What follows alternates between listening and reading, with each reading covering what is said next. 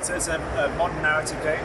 It's inspired by classic point-and-click games like Monkey Island, Tentacle, but very much reimagining that genre for modern gamers. Yep. So we have direct-to-control Tuve, who's our hero, as you're going around the game world, and one of our mantras is adventure for all, so we're trying to make a very accessible game that modern gamers can pick up and play, but fans of classic adventure games will also be able to enjoy.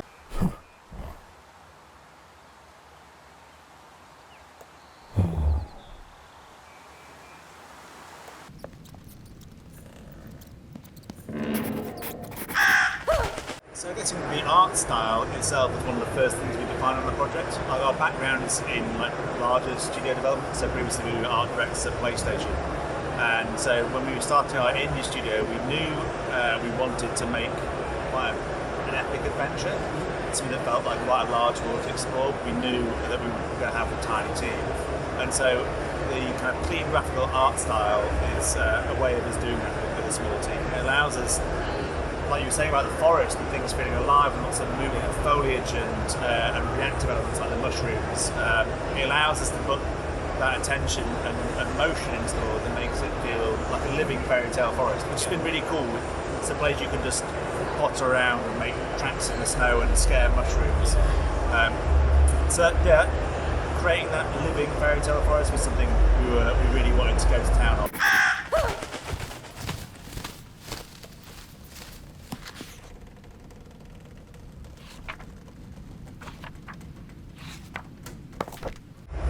The game is inspired by Scandinavian folklore, but it's very much not really the gods, it's more the creepy creatures from the lakes and the caves and the forests. And when we were working out what setting we wanted for the story, we just found the cast of folklore characters in Scandinavian folklore so interesting and strange and fresh to us that we were very keen to reimagine, do our own version of those characters, and also add some of our own creations into the mix. I think the idea, the exploration of what is a monster, and having shades of grey, so not having characters that are purely evil or good, characters with depth essentially.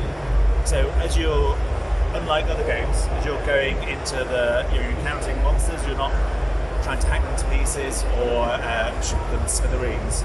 It's more about looking past their monstrous appearance and seeing the humanity underneath, and as you can help the different monsters with the things that are ailing them, it unlocks paths deeper and deeper into the forest.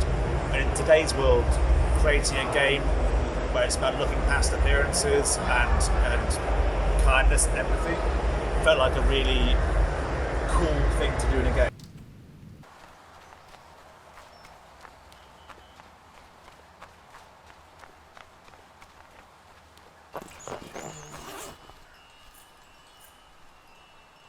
One of our key things is like adventure for all, and we're trying to tell a story, and it's very much a story that we want people to get to the end of. Okay. And so we're doing lots of user testing, and generally our approach to puzzle design is that everything should be a layered stack of logical steps, right? So that we don't want to be frustrating people. We want people to have a challenge, but we want people to be able to get to the end of the game and for it to be a non-frustrating experience. So the tricky thing there in crafting puzzles, and there's a real art in crafting puzzles that pose a challenge but don't frustrate. So we also have, within the fiction of the game world, we have some help structures for the players. We have Tuve's journal.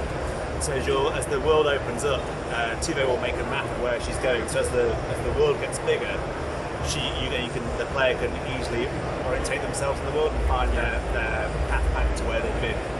And also her notes provide an extra layer of narrative, so that if the player wants to delve in more into the background lore of the characters, they can, and if they get stuck, they can delve back into there for hints and clues about what they may be able to do.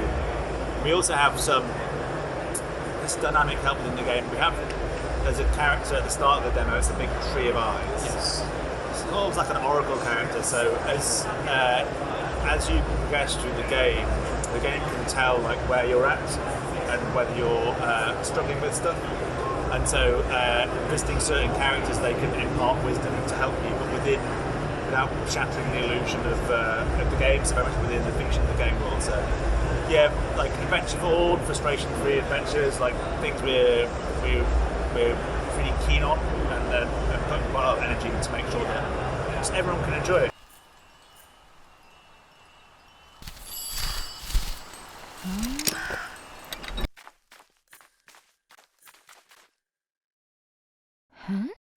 So we're going to be launching on Switch. We were part of the Nintendo Indie World stream, which was amazing.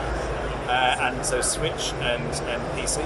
We're on the finishing straight, so it's going to be winter. We're probably still a few months off, so we're kind of finalising that stuff at the moment. But we're just trying to make sure the game is as good as we know it can be, and making sure that we inject as much personality and charm and oddness into it as we can. But it's been like a really exciting time. Everything's coming together quite nicely.